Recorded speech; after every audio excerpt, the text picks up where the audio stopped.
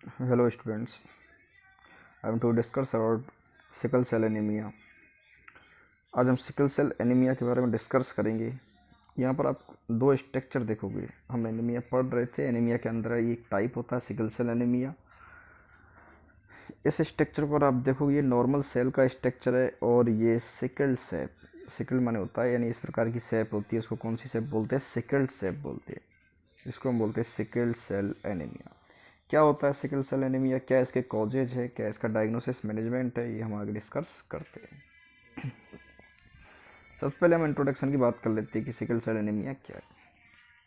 Sickle cell anaemia is a serious disease in which the body make sickle shape यानी C साइप का क्या बनाती है? रेड ब्लड सेल बनाती है। कौन सा blood cell? Red blood cell है। वो कौन सी टाइप का हो जाता है? सी साइप का टाइप का हो जाता है। इसको हम कौन सा सिकल सेप बोलते हैं। नॉर्मल जो रेड ब्लड सेल होती है वो डिस्क शेप की होती है। कौन सी शेप की होती है? डिस्क शेप की होती है। और उसके अंदर जो मूवमेंट होता है यानी एक जगह से दूसरी जगह ईजिली क्या करती है, वो मूव कर सकती है ब्लड वेसल्स के थ्रू। उसके अंदर क्या होता है, एक तरीके से एक मूव करने के लिए जो फ्लेक्सिबिलिटी होनी चाहिए वो अवेलेबल होती है रेड ब्लड सेल के अंदर। ठीक है। और उसके अंदर जो प्रोटीन होती है वो हीमोग्लोबिन होती है। हीमोग्लोबिन कई प्रकार का होता है, haemoglobin A B C S. तो इसके अंदर हीमोग्लोबिन का जो सेप हीमोग्लोबिन है वो भी कन्वर्ट हो जाता है सिकल सेल एनीमिया के अंदर। तो यहाँ पर हम सिंपली पहले क्या समझेंगे, हम सिंपल यहाँ पर समझेंगे कि जो नॉर्मल रेड ब्लड सेल होती है वो डिस्क शेप की होती है। उसके अंदर मूव करने के लिए ईजिली वो मूव कर सकती है ब्लड वेसल्स के थ्रू, है ना। फ्लेक्सिबल होती है और हीमोग्लोबिन का प्रोटीन उसके अंदर, प्रोटीन के रूप में हीमोग्लोबिन उसके अंदर प्रेजेंट होता है। नेक्स्ट अगर हम बात करें, सिकल सेल जो कंटेंट होता है अब नॉर्मल हीमोग्लोबिन होता है। कैसा हीमोग्लोबिन होता है? अब नॉर्मल हीमोग्लोबिन। ये कौन सा होता है आगे बताऊंगा। That cause the cell to have a sickle shape, जो क्या कॉज करता है? सिकल सेप टाइप का सेप बना देता है। किसका? रेड ब्लड सेल का। ये ईजिली मूव नहीं कर पाती है ब्लड वेसल्स के थ्रू। क्यों? क्योंकि ये स्टिफ और स्टिक हो जाती है, यानी ये कठोर हो जाती है, थोड़ी सी टाइट हो जाती है। तो इसलिए ये एक जगह से दूसरी जगह ब्लड वेसल्स के अंदर, जैसे ये ब्लड वेसल्स है तो इसके अंदर होकर ये मूव करेगी, है ना। तो डिस्क शेप ये आराम से इसके अंदर निकल जाएगी फ्लेक्सिबिलिटी के थ्रू। लेकिन अगर इस प्रकार की शेप है तो ये नहीं निकलेगी और ये क्या करती है, एक के ऊपर एक, एक के ऊपर एक ऐसे ऑब्स्ट्रक्शन करना स्टार्ट कर देती है, रुकना स्टार्ट हो जाती है किसी भी ब्लड वेसल्स के अंदर। जब ये ब्लड वेसल्स को ऑब्स्ट्रक्ट करती है, ब्लॉक करती है, जैसे ये ब्लड वेसल्स है यहाँ पर सिकल सेप। देखिए मैं एक बार आपको फिर से दिखाना चाहूँगा सिकल सेप को। ये सिकल सेप है। तो इस सिकल्स ये इस तरीके की जब यहाँ पर जाके ब्लड वेसल्स के अंदर जाके क्या होने लगेगी, रुकने लगेगी, तो उससे क्या होगा? ब्लॉक होगा। ब्लड वेसल्स के अंदर क्या होने लगेगा? ब्लॉक होने लगेगा और जो ब्लड का फ्लो है वो रुकने लगेगा। यानी किसी भी ऑर्गन को, जैसे ये ब्लड वेसल्स है यहाँ पर, सपोज दैट स्प्लीन है ना। स्प्लीन के थ्रू के लिए यहाँ से ब्लड जा रहा था और ये ब्लॉक हो गया, तो इसके ऑर्गन को क्या होगी? सप्लाई इसकी रुक जाएगी। ठीक है। कोई भी लिम्ब को, ऑर्गन को सप्लाई ब्लॉक होगी। जब सप्लाई ब्लॉक होती है तो वहाँ पर क्या होने लगेगा? पेन होने लगेगा, इन्फेक्शन हो सकता है और ऑर्गन डैमेज हो सकता है हाइपोक्सिया होने की वजह से। पेन भी हाइपोक्सिया की वजह से होता है। ऐसी कंडीशंस हमको देखने को मिलेगी। यहाँ पर हम देखेंगे कि आरबीसी में और सिकल्ड आरबीसी यानी सिकल्ड सेल में क्या क्या अंतर है। इसका लाइफ स्पान 120 दिन का होता है, इसका 30 से 40 दिन का होता है। ये नॉर्मल ऑक्सीजन जो होता है उसको कैपेसिटी होती है केयरिंग करने की, ये ऑक्सीजन को यानी इसके बजाय इसमें कम होती है कैपेसिटी ऑक्सीजन केयरिंग करने की। इसके अंदर हीमोग्लोबिन का लेवल 12 से 14 ग्राम पर डीएल होता है। इसके अंदर 6 to 9 ग्राम पर डीएल होता है। यहाँ पर इस सेप आप देख सकते हो, ये माइक्रोस्कोपिक सेल है सिकल सेल एनीमिया वाले पेशेंट की। पैथोलॉजिकली रूप से अगर देखा जाए कि और क्या यहाँ पर हमको देखने को मिलेगा, तो जो हीमोग्लोपैथीस हुआ है वहाँ पर, है ना, ये ग्रुप ऑफ डिजीज है। इसके अंदर जो नॉर्मल एडल्ट हीमोग्लोबिन होता है वो होता है ए और एच बी ए। ठीक है। ये जो होता है पार्शियली और कम्प्लीटली रिप्लेस हो जाता है, पार्शियली और कम्प्लीटली रिप्लेस हो जाता है किसके अंदर? एच बी एस के अंदर मेनली, या सी के अंदर, हीमोग्लोबिन सी के अंदर, या मेनली एच बी एस के अंदर होता है बच्चों के अंदर।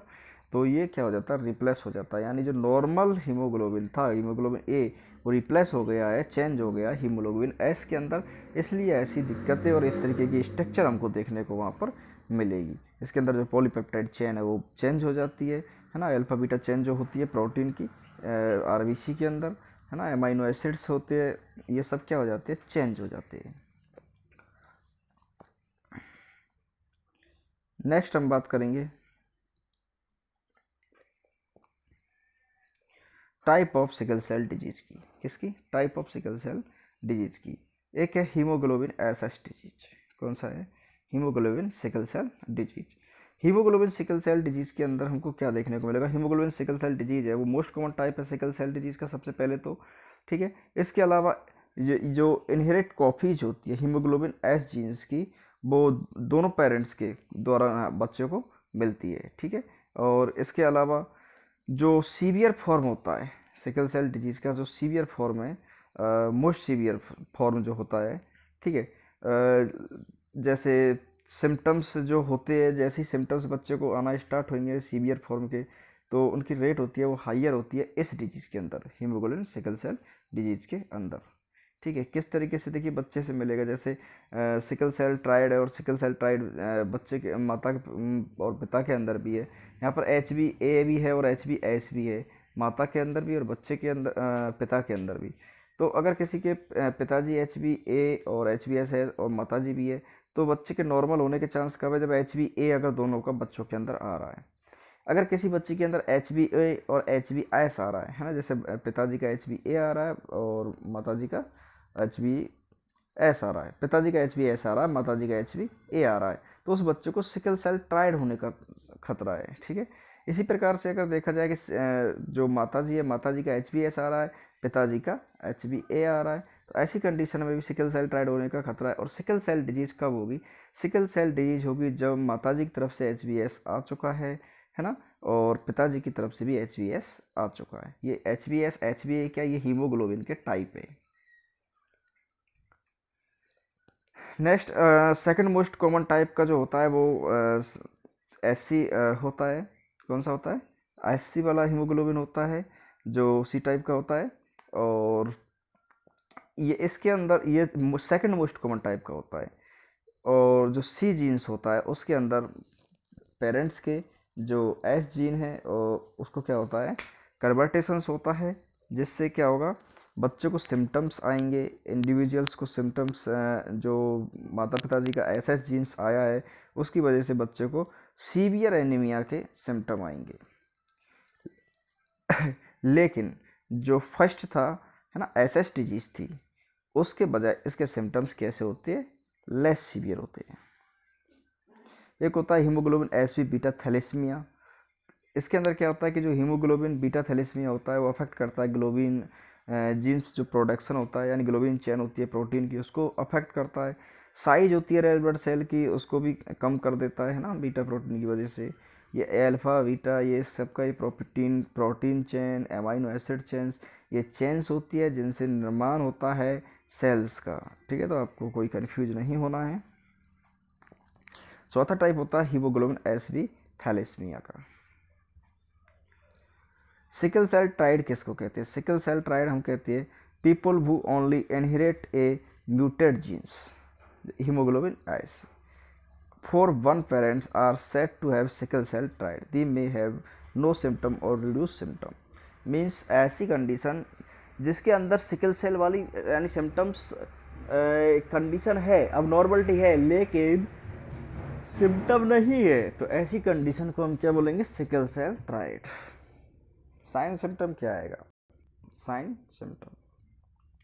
सिम्टम की हम बात करें तो आंखें से फैटिक होने लगेगा उसको, बच्चे को इरिटेट रहेगा, एनीमिया होगा, बैड बैटिंग करेगा, है ना, किडनी प्रॉब्लम हो सकती है एसोसिएटेड, उसको जॉइंटिस हो सकता है, आई स्किन के अंदर पेन हो सकता है, स्वेलिंग हो सकती है ना, हाथों के अंदर, पैरों के अंदर इन्फेक्शन हो सकता है, चेस्ट पेन, आर्म लेग सब के अंदर पेन, इन्फेक्शन, इन्फ्लामेशन, ऑब्स्ट्रक्शन हो सकता है। मीन्स इसमें सिम्टम आएंगे इस तरीके से, जैसे ये है ब्लड वेसल्स, जो भी ब्लड वेसल्स ऑब्स्ट्रक्ट होगी, जहाँ भी जाके ये क्या होने लगेगी, इकट्ठा होने लगेगी सिकल सेल और ऑब्स्ट्रक्ट करेगी ब्लड वेसल्स को उसके आगे जो भी ऑर्गन होगा उसके अंदर क्या होने लगेंगे, साइन एंड सिम्टम आने लगेंगे एबनॉर्मलिटीज के। इसमें हर सिस्टम में क्या होता है, साइन सिम्टम आते हैं। जैसे सीएनएस के अंदर हेमोरेज हो सकता है, पैरालिसिस हो सकता है, क्योंकि अगर ब्लड सप्लाई रुकेगी तो कोई भी कंडीशन हो सकती है। हेमोरेज क्यों होता है, एक्सेसिव प्रेशर पड़ेगा दूसरी साइड में, जो वेन है जहाँ पर ये इकट्ठे हो रहे हैं ना, ये इस तरीके से यहाँ पे इकट्ठे हो रहे हैं, तो जिधर से ब्लड आ रहा है यहाँ पर एक्सेसिव प्रेशर पड़ेगा। आगे क्या हो सकता है, पैरालिसिस हो सकता है क्योंकि ब्लड सप्लाई नहीं हो रही है। सीवीएस के अंदर सीएचएफ हो सकता है, cardiac heart failure, heart rate increase हो सकती है, ऐसी कंडीशन देखने को मिल सकती है। पल्मोनरी के अंदर, लंग्स के अंदर भी pneumonia, pulmonary hypertension, respiratory increase हो सकता है। मैंने कारण बता दिया आपको, कारण एक ही है, कहीं ना कहीं ब्लड सप्लाई क्या हो रही है, ऑब्स्ट्रक्ट हो रही है और प्रेशर बढ़ रहा है बैक साइड में, और जो आगे की साइड होती है जहाँ से ब्लड जाना था वहाँ पे ऑब्स्ट्रक्शन हो रहा है, तो वहाँ हाइपोक्सिया और ऐसी कंडीशंस हो रही है, ब्लड जा नहीं पा रहा है, ब्लड सप्लाई नहीं हो पा रही है। जीआईटी के अंदर हेपेटोमेगली हो सकता है, लीवर बड़ा हो सकता है, स्प्लेनोमेगली हो सकता है ना। इसके अलावा हिमेचूरिया, डायूरिसिस हो सकता है। मस्कुलोस्केलेटल सिस्टम के अंदर पेनफुल स्वेलिंग और हैंड फिट के अंदर हो सकती है। ऑप्थेमोलॉजी के अंदर ब्लाइंडनेस, रेटिनोपैथी, ये सब हो सकता है। अल्सर और हैंड फिट भी डर्मेटोलॉजी के अंदर आपको दिखेगा। जेनेटरी यूरिनरी सिस्टम के अंदर हेमेचूरिया, डायूरिसिस आपको देखने को मिल सकता है। डायग्नोस्टिक टेस्ट की अगर हम बात करें तो हमको इसमें एचपी लेवल देखना है, जिसका रेंज देखना है 6 to 8 ग्राम पर डेसीलीटर्स के हिसाब से। ब्लड की फ्लेम बना के हम देखेंगे, आरबीएस का अपीयर्स देखेंगे, जो आरबीसी है, आरबीएस सही है या नहीं, आरबीसी सही है या नहीं अपनी शेप में, सिकल तो नहीं है, इस प्रकार का अपीयरेंस तो नहीं है, एचबीएस प्रोटीन तो नहीं है। तो ये सब हम, इसके अलावा इसको हम कैसे देखेंगे, तो इसका जो प्रोसेस होता है, देखने का जो प्रोसेस होता है, ये जो प्रोसीजर को, उसका नाम होता है एचबी इलेक्ट्रोपोरोसिस। यानी इसके अंदर हम ब्लड लेते हैं, कुछ सीरम्स लेते हैं, उसके अंदर हम एक करंट दौड़ाते हैं, इलेक्ट्रिक फोरेसिस से करंट दौड़ाते हैं, जिससे ये प्रोटीन यानी ब्लड सेल अलग हो जाती है, वाइट ब्लड सेल वगैरह ये अलग, बीच में कॉटेड एक लेयर बनाएंगी और प्लाज्मा ऊपर चला जाएगा, है ना। और ये अलग अलग एक इलेक्ट्रोफोरेसिस होता है, जिसकी वजह से सब हीमोग्लोबिन वगैरह अलग अलग हो जाते हैं, डिफरेंट टाइप के अलग अलग। मेडिकल मैनेजमेंट की बात करें तो इसमें सबसे इम्पोर्टेंट है कि व्यक्ति को ऑक्सीजन देना है हमको, है ना। और जो आरबीसी है वो ज़्यादा अच्छी बने, नेचुरल बने, इस प्रकार का हमको मैनेजमेंट करना है ना। ऑक्सीजन थेरेपी इंपॉर्टेंट होती है, ये पेन को रिलीव करती है। इसके अंदर ज़्यादा दिक्कत आ रही है, ब्लड बहुत ज़्यादा सिकल सेल हो गई है, तो उसको हम ब्लड को ट्रांसफ्यूज करेंगे, है ना। और दर्द के लिए मॉर्फिन, मेड्रिन देंगे हम, मेप्रिडीन देंगे। और इसके अलावा न्यूट्रिशन सप्लीमेंट देना है, वाइटल साइन मॉनिटरिंग करना है, जेनेटिक काउंसलिंग करना है, इम्यूनाइजेशंस करना है, इन्फेक्शन को रोकने के लिए साइकोलॉजिकल थेरेपी हम उसको देंगे। कॉम्प्लिकेशन क्या आ सकते हैं इस कंडीशन में, बैक्टीरियल इन्फेक्शन हो सकता है, स्ट्रोक हो सकता है, कॉलीलिथियस यानी गालस्टोन हो सकता है, कॉलिसिस्टाइटिस हो सकता है यूरिनरी सिस्टम के अंदर। इसके अलावा हाइपो स्प्लेनिज्म हो सकता है, और ऑस्टियोमेलाइटिस भी बच्चों को देखने को मिल सकता है। नर्सिंग मैनेजमेंट की अगर हम बात करें तो इसके अंदर हम देखेंगे कि जो टिश्यूज है या जो इम्पेयर्ड स्किन इंटीग्रिटी है ना, उसके अकॉर्डिंग हम उसको मैनेजमेंट देखेंगे। इंजरी की रिस्क है, क्योंकि जॉइंट के अंदर स्वेलिंग आ रही है, तो हम ये दोनों नर्सिंग मैनेजमेंट यहाँ पर देख सकते हैं। तो सबसे पहले हम बच्चों जो है उसको गुड पोजीशन देंगे, सिटिंग पोजीशन चेंज करते रहेंगे समय समय पर, है ना। अगर कोई क्लॉथ ऐसे है बहुत ही ज़्यादा कंस्ट्रक्टिव है तो उनको हम रिमूव कर देंगे। और फीड है स्मॉल, बार बार हम उसको फीड कराएंगे। रीनल परफ्यूजन भी अल्टर्ड हो रहा है, सेल का सिकलिंग होने की वजह से, सेल सुकड़ गई है तो उसकी वजह से, तो हम एडिमा वगैरह के साइन देखेंगे। रीनल के अंदर कोई इनपुट आउटपुट चार्ट उसको मेंटेन कर लेंगे। इसके अलावा कलर कंटेंट ऑर्डर वगैरह सब यूरिन का हम देखेंगे। फ्लूइड इलेक्ट्रोलाइट बैलेंस को हम क्या करेंगे, मेंटेन करेंगे। Thank you for joining.